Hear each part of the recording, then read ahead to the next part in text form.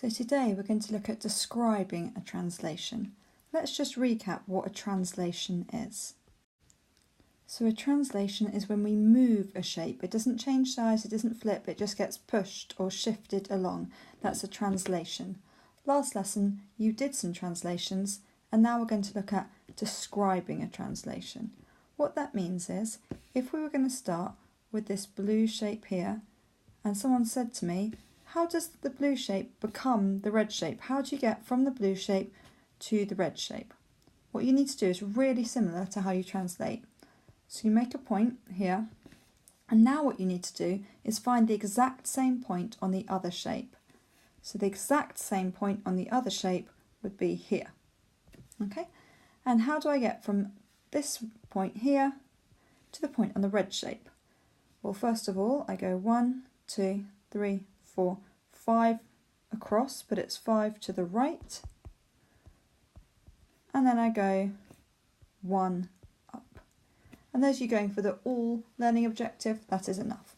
Now, a lot of you, most of you, are going to be going to looking at a vector.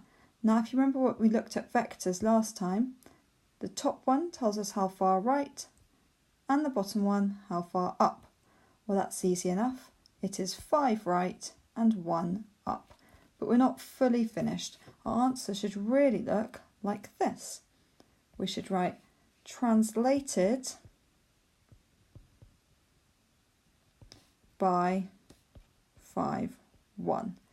So if I said to you, how has the blue shape moved to the red shape? You say it has been translated by 5, 1. Now, just to check I haven't made a mistake, I'm going to choose a different point and the same one on the red shape and check it will work. So 5 right, 3, 4, 5 and 1 up. So yes, it's going to be 5, 1. Now let's look at another example. For this one, imagine you're being asked, how do we get from the red triangle to the blue triangle? So from the red to the blue. Okay, well first of all, hopefully we're going to use the word translated because it's been moved. So we'd write translated or translate by, okay, but by what? So let's go from the red, and I'm going to choose a point here and the same one here and see how I get there. 1, 2, 3, 4, 5. 1, 2, 3. So I go 5 left, 3 up. Now, how would I make this into a vector? I'm going to remember that it tells me how far right and then how far up. Well, that's okay for the up part. I can put the 3 in.